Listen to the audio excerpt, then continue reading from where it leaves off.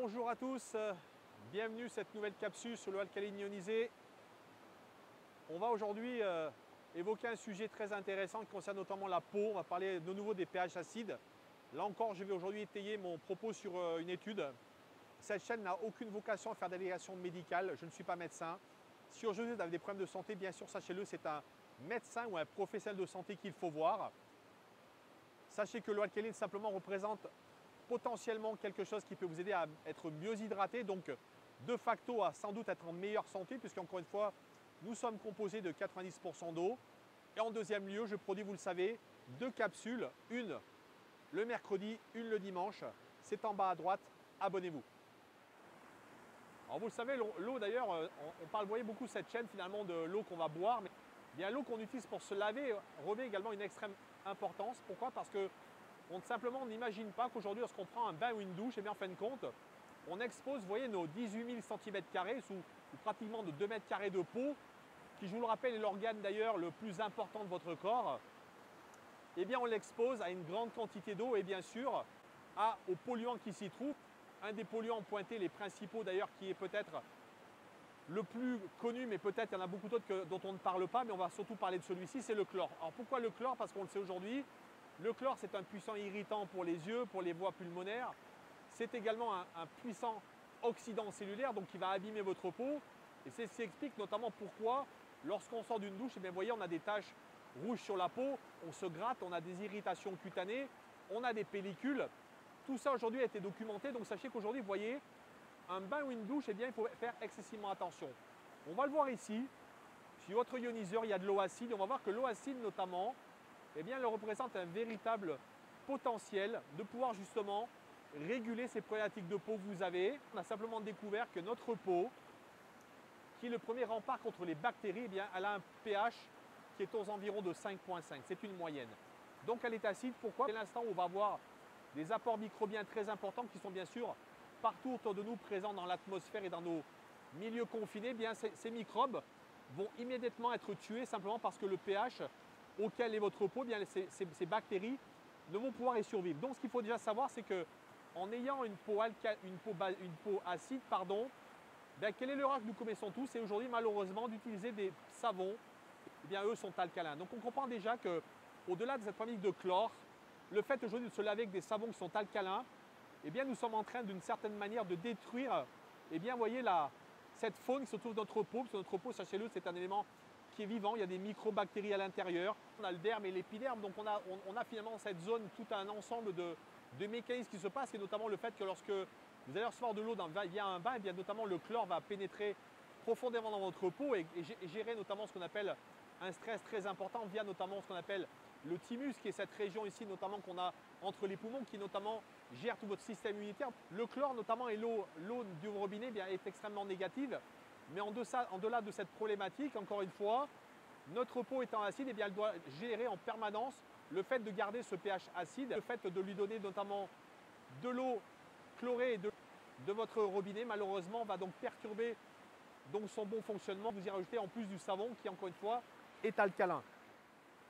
Alors si vous consultez des professionnels de santé comme des dermatologues, ils vont vous le dire, la peau elle a ce qu'on appelle un manteau acide, c'est-à-dire qu'elle a, vous voyez, cette espèce de couche protectrice. Et d'ailleurs, il a été pointé du doigt, j'ai lu des études très intéressantes sur le fait qu'aujourd'hui, vous voyez, on est dans une époque où notamment un grand nombre de gens prennent des douches, des bains pratiquement tous les jours. Il a été démontré que par le fait de prendre trop de douches ou trop de bains trop souvent, et bien justement, on est en train d'altérer ce manteau acide. Vous voyez cette espèce de couche qui est là pour protéger notre corps. Et le manteau acide de votre peau agit comme une barrière contre les infections.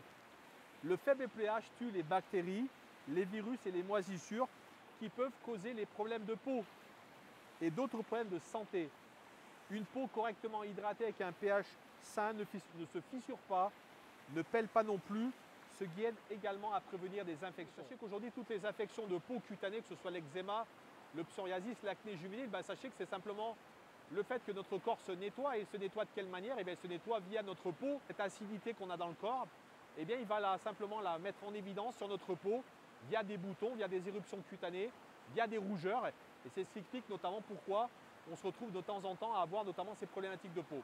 Mais au-delà de ça, ce qu'il faut savoir, c'est qu'aujourd'hui, si vous avez par exemple aujourd'hui des affections de peau, vous appliquez de l'eau à pH 6 et éventuellement à pH 2.5 qui est une eau très acide, mais vous allez pouvoir au bout de quelques minutes retrouver une peau qui va changer complètement d'aspect. Et je me rappelle moi-même avoir fait quelques semaines un test sur une personne qui avait une psoriasis de manière extrêmement compacte pour me rendre compte qu'en quelques minutes, simplement l'aspect de la peau avait complètement changé, que au toucher la peau était beaucoup moins rugueuse et beaucoup plus lisse.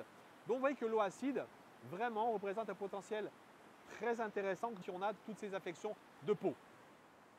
Garder ce pH est très important puisque encore une fois c'est ce qui va vraiment permettre à la peau de vraiment beaucoup mieux se porter, mais également éviter toute forme d'infection puisqu'en compte, vous l'avez compris, notre peau c'est la première barrière contre les microbes. L'autre aspect très intéressant de l'eau acide, c'est notamment les cheveux. Sachez que les cheveux est une partie qui est extrêmement sensible, notamment à l'eau. En rinçage, avec de l'eau acide après shampoing, eh bien, on va avoir une différence qui est énorme. Et là, je vais rentrer un peu dans la technique un peu capillaire, hein, c'est expliqué dans l'étude, mais je vais essayer de la simplifier pour que vous puissiez comprendre. On vous le dit, la surface d'un follicule pileux est composée de nombreux petits bardeaux qui reposent normalement à plat. Si le pH de votre cheveu est trop élevé, ces bardeaux s'enrouleront, ouvrant ainsi votre pellicule pileux à l'air. Donc d'une certaine manière, vous voyez, le cheveu il se protège. Et si on y met un pH trop élevé, ben on va avoir comme une feuille ou comme une fleur, eh bien, elle va s'ouvrir. Et on vous le dit, les cheveux dans cet état ont un aspect très terne, ils se cassent et s'en mêlent facilement.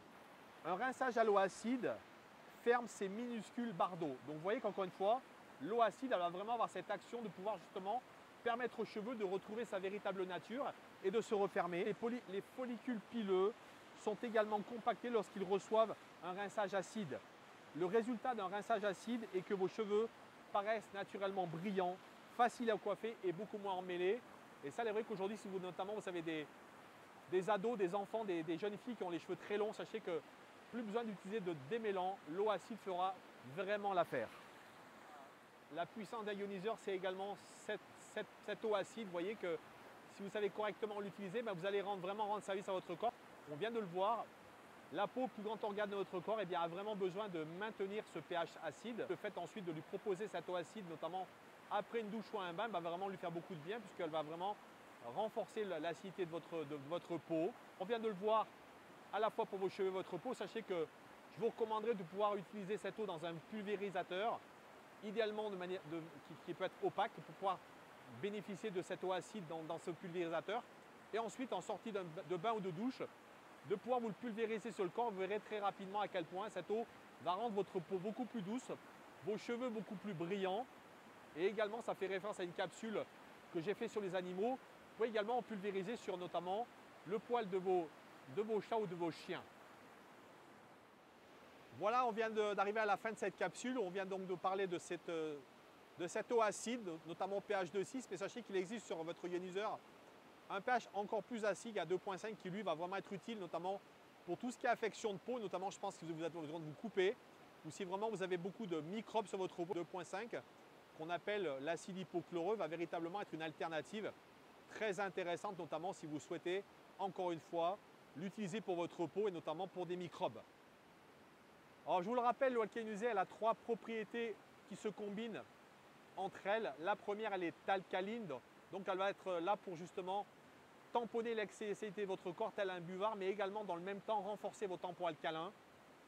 La deuxième, elle est antioxydante, donc elle va être là finalement notamment ce que fait le vernis sur une peinture de voiture et faire en sorte que notamment votre voiture ne rouille pas, faire en sorte que votre carrosserie ne s'abîme pas et de la même manière faire que votre peau ne s'altère pas au fil du temps et que notamment cela puisse ralentir le processus du vieillissement cellulaire. Et en dernier lieu, c'est une eau microstructurée qui va donc être là justement pour vous permettre d'avoir une meilleure hydratation, de pouvoir mieux absorber l'eau et également de pouvoir avoir un meilleur nettoyage cellulaire. Je vous dis à très bientôt sur une prochaine capsule. Prenez soin de vous.